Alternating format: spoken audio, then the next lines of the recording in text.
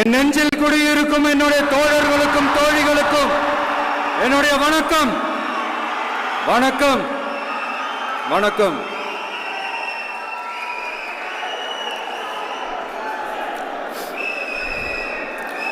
கதறல் சத்தம்லாம் எப்படி இருக்கு?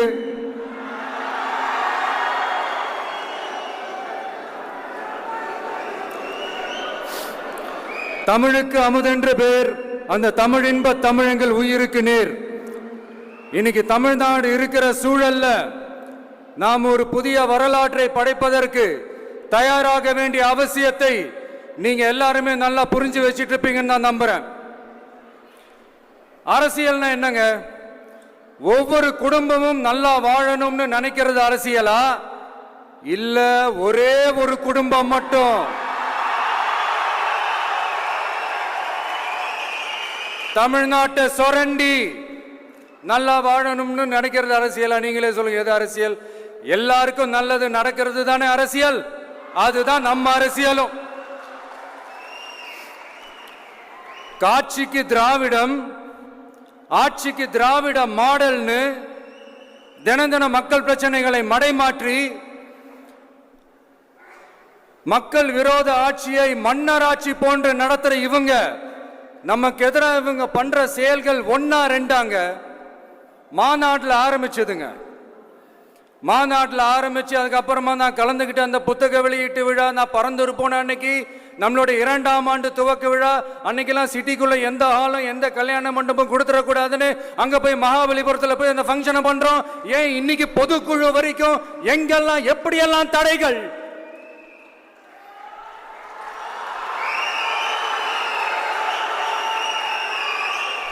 ஆனா அத்தனை தடைகளையும் தாண்டி நம்மளுடைய தோழர்கள் சந்திப்பு நிகழ்ச்சிகள், மக்கள் சந்திப்பு நிகழ்ச்சிகள் தொடர்ந்து நடந்துகிட்டு தான் இருக்கும். அது தொடர்ந்து நடக்கும்.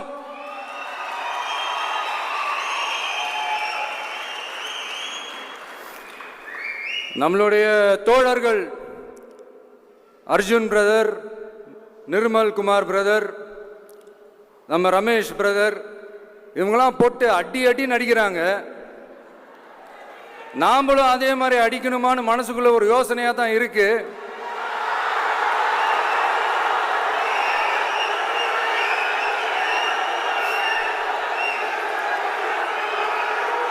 ரைட்.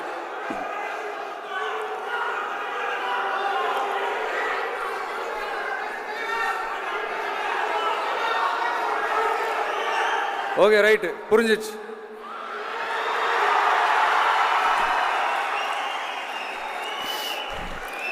மாண்புமிகு மன்னராட்சி முதல்வர் அவர்களே,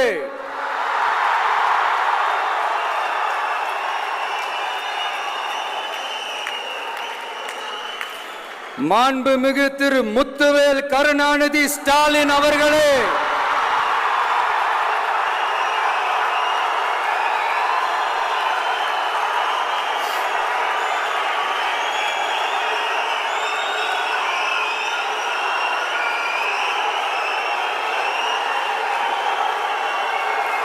பேரை மட்டும் வீராப்பா சொன்ன பத்தாதவர்களே,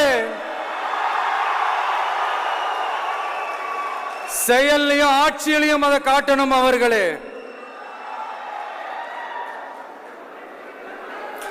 ஒன்றியத்தில் பாஜக ஆட்சியை ஒரு பாசிச ஆட்சின்னு அடிக்கடி அறைகூவல் விடுத்துவிட்டு இங்க நீங்க பண்ற ஆட்சி மட்டும் என்னவா?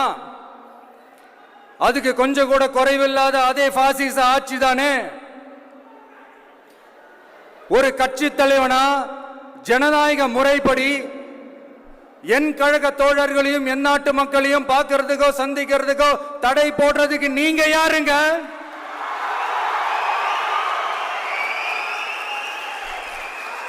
தடையை மீறிய மக்களை பார்க்கணும்னு முடிவு பண்ணிட்டா போயே தீருவேன். சட்டத்தை மதிக்கணும்ன்ற ஒரே காரணத்துக்காக தான் அமைதியா இருக்கிறேன்.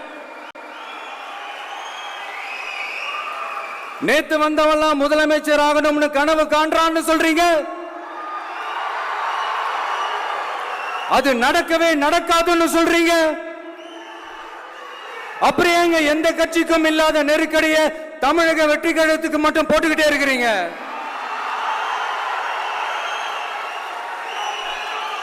அணை போட்டு ஆத்த வேணும்னா தடுக்கலாம், காத்த தடுக்க முடியாது. அதையும் மீறி தடுக்கணும்னு நினைச்சீங்கன்னா சாதாரணமா இருக்கிற காத்து சூறாவளியா மாறும், ஏன் சக்தி மிக்க புயலா கூட மாறும். எனது அருமை தமிழக வெற்றி கழக தோழர்களே, நான் மாநாட்டில் ஒரு விஷயத்தை ரொம்ப வலியுறுத்தி சொன்னேன். அதே தான் இங்க நான் திரும்பவும் ரிப்பீட் பண்றேன். இந்த மண் பிளவுவாத சக்திகளுக்கு எதிரான மண், சகோதரத்துவ மண், சமய நல்லிணக்கத்தை பேணும் சமூக நீதிக்கான மண். இதை நம்ம பாதுகாத்தே தீரணும். உங்க எல்லாரையும் வேண்டி வேண்டி கேட்டுக்கிறேன். தமிழ்நாட்டிலிருந்து பல பகுதிகளிலிருந்து வர செய்திகள்லாம் கேட்கும் போது மன உளைச்சலையும் மன வேதனையும் தரதாகவே இருக்கு. சட்டம் ஒழுங்குன்னு ஒன்று இருக்கிறதாவே தெரியல. அதுக்கெல்லாம் இந்த கரப்ஷன் கபடதாரிகள் கவர்மெண்ட் தான் காரணம். இந்த நிலைமை மாறணும். அதுக்கு இருக்கிற ஒரே வழி, இங்க உண்மையான மக்களாட்சி மலரணும். அது வரணும்னா இவங்கள மாத்தணும்.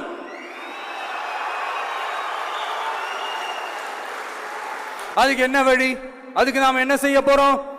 நம்மளுடைய தோழர்கள் டெய்லி மக்களை போய் பாருங்க, அவங்களோட பேசுங்க, ஒவ்வொரு தெருவுக்கும் போங்க, ஒவ்வொரு வீட்டுக்கும் போங்க, அவங்களோட பிரச்சனைகள் என்னன்னு கேளுங்க, அதை தீர்க்கிறதுக்கு என்ன வழின்னு யோசிங்க. அப்பதான் அவங்களுக்கு நம்ம மேல ஒரு நம்பிக்கை வரும். அப்படி ஒரு ஆழமான நம்பிக்கையை விதைச்சிட்டு அதுக்கப்புறமா நிமிந்து பாருங்க.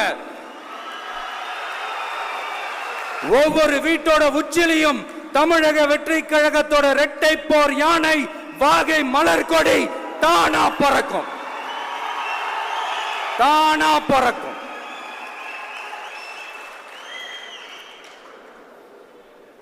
மாண்புமிகு மன்னராட்சி முதல்வர் அவர்களே, உங்க ஆட்சியை பத்தி கேள்வி கேட்டா மட்டும் ஏன் சார் உங்களுக்கு இவ்வளவு கோபம் வருது? நீங்க ஒழுங்கா ஆட்சி நடத்திருந்தீங்கன்னா பெண்கள் பாதுகாப்பு ஒழுங்கா இருந்திருக்கும், சட்டம் ஒழுங்கு சரியா இருந்திருக்கும். பச்சை பிள்ளைங்க, படிக்கிற பிள்ளைங்க, சின்ன பொண்ணுங்க, வீட்டில் இருக்கிற பொண்ணுங்க, வேலைக்கு போற பொண்ணுங்கன்னு இவங்க எல்லாருக்கும் நடக்கிற கொடுமைகளை சொல்ல முடியல சார்.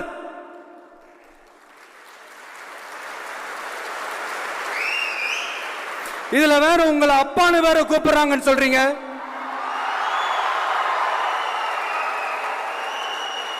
தினம் தினம் உங்களுடைய இந்த கொடுமைகளை அனுபவிச்சுட்டு இருக்கிற என்னுடைய சகோதரிகளான தமிழ்நாட்டு பெண்கள் தான் உங்களுடைய அரசியலுக்கே ஒரு முடிவு கட்ட போறாங்க, உங்களுடைய ஆட்சிக்கே ஒரு முடிவு கட்ட போறாங்க, உங்களுடைய இந்த அரசியல் வாழ்க்கைக்கே ஒரு முடிவு கட்ட போறாங்க.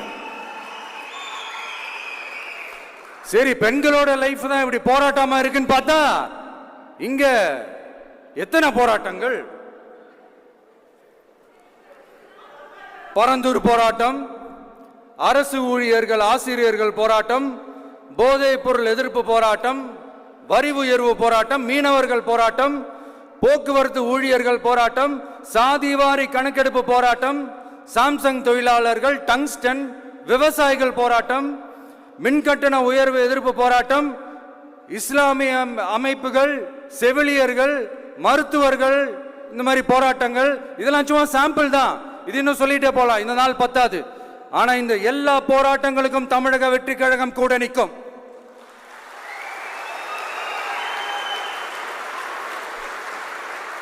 இங்க நீங்க தான் இப்படின்னா அங்க அவங்க யாரு? உங்க சீக்ரெட் ஓனர். அவங்க உங்களுக்கும் மேல மாண்புமிகு திரு மோடிஜி அவர்களே,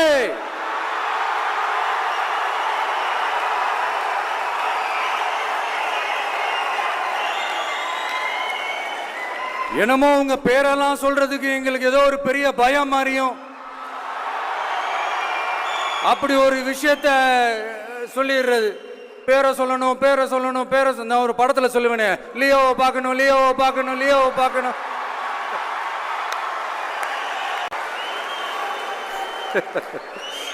இல்ல இல்ல, சத்தியமா அப்படிதாங்க இருக்கு. சென்டர்ல ஆள்றவங்கன்னு சொல்றோம். சென்டர்ல யார் ஆள்றா? காங்கிரஸா? இங்க ஸ்டேட்ல ஆள்றவங்கன்னு பேசுறோம். இங்க யார் ஆள்றா? அதிமுகவா? அப்புறம் என்ன பேரை சொல்லணும், பேரை சொல்லணும்? எனக்கு புரியலையே. நீங்க தானே கேட்டீங்க, வச்சுக்கோங்க.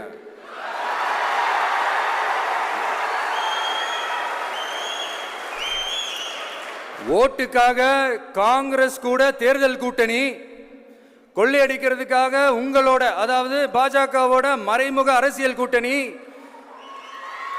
இப்படி உங்க பேரை சொல்லியே மக்களை ஏமாத்துறதும் உங்க பேரை சொல்லியே மக்களை பயமுறுத்துறதும், இப்படி இந்த கரப்ஷன் கபடதாரிகளுக்கு மறைமுகமாக உதவும் உங்க அரசுக்கு ஏஞ்சி தமிழ்நாடு தமிழர்கள்னாலே அலர்ஜி.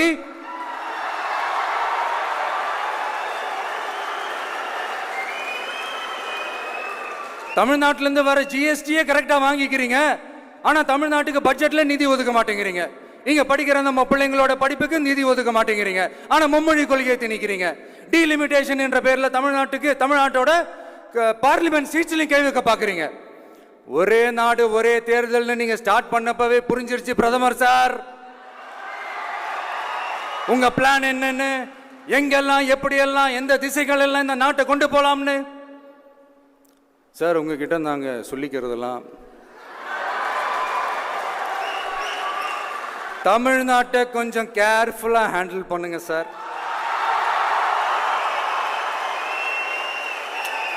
ஏன்னா தமிழ்நாடு பல பேருக்கு தண்ணி காட்டின ஸ்டேட் சார், பல பேருக்கு தண்ணி காட்டின ஸ்டேட் சார். பார்த்து செய்யுங்க சார், மறந்துடாதீங்க சார்.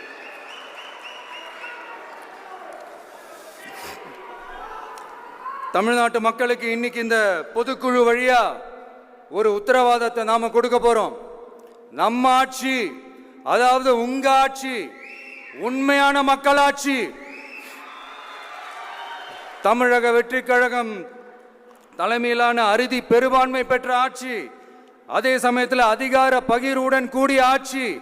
அப்படி இந்த ஆட்சி அமைஞ்சதும் பெண்கள் பாதுகாப்பை 100% உறுதி செய்வோம்.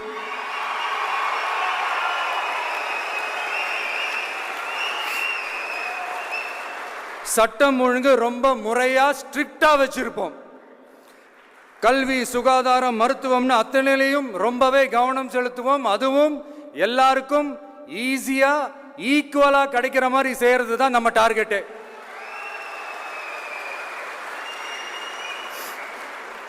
அரசு ஊழியர்கள், ஆசிரியர்கள், போக்குவரத்து தொழிலாளர்கள், மின்சார வாரிய ஊழியர்கள்னு தொழிலாளர்கள் பக்கமும் நாம கண்டிப்பா துணையா நிற்போம். ஏன்னா நாம எப்பவுமே உழைக்கிறவங்க பக்கம்தான்.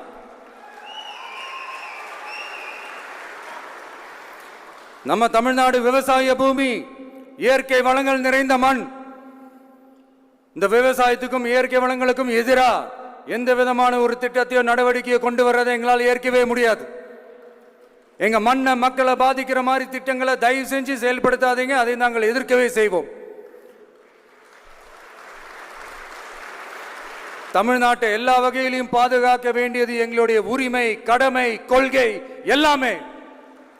The fundamental strength of politics is uncompromising principles and ideologies. Periyar's social justice, Kamarajar's honest administration, Ambedkar's equal justice and equal opportunity, Velu Nachiyar's social inclusivity and communal harmony, Anjali Amal's fighting for water resources were the reasons for choosing them as our party's ideologues and policy leaders. I would like to mention here with pride that we are the first political party to declare 2 historic women icons who are India's freedom fighters from Tamil Nadu as our party's ideologues and policy leaders. இப்படி ஒரு ஆழமான நம்பிக்கையுடன் வரும் 2026இல் தமிழ்நாடு சட்டமன்ற தேர்தலில் ஒரு மாபெரும் அரசியல் மாற்றத்தை கொண்டு வந்து மக்கள் சக்தியின் உதவியுடன் மக்கள் விரும்புகிற ஒரு நல்ல அரசை அமைப்பதில் உறுதியாக இருப்பதால் தடுக்கிறதுக்குன்னு சில பேர் பகல் கனவு காண்பார்கள் இல்லையா? அவங்க எல்லாருக்குமே சொல்லிக்கிறது ஒண்ணுதான், காற்று, மழை, வெயில், இயற்கையை யாரால் கட்டுப்படுத்த முடியும்? யாரால் தடுக்க முடியும்? இவை எல்லாம் கடவுளால் உருவாக்கப்பட்டவை. அப்படிதான் எம் மக்களுக்கான அரசியலையும் யாராலும் தடுக்க முடியாது. அரசியல் சூறாவளியையும் தேர்தல் சுனாமியையும் தடுப்பார் எவர். அப்படிதான் எம் மக்களுக்கான அரசியலையும் அந்த வெற்றியையும் யாராலும் தடுக்க முடியாது. அப்படி தடுக்கணும்னு நினைக்கிறவங்களோட கனவு ஒரு நாளும் மெய்ப்படாது. Before concluding my speech, few words from William Blake. Men may come, men may go, but I go on forever.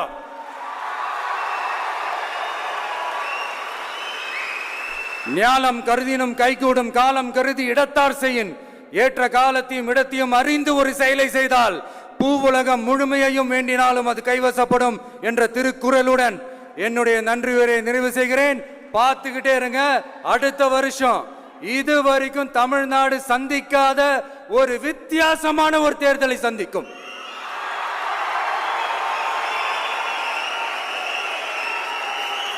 ரெண்டே ரெண்டு பேருக்கு நடுவுல தான் போட்டியே. ஒன்னு டிவிகே, இன்னொன்னு டிஎம்கே.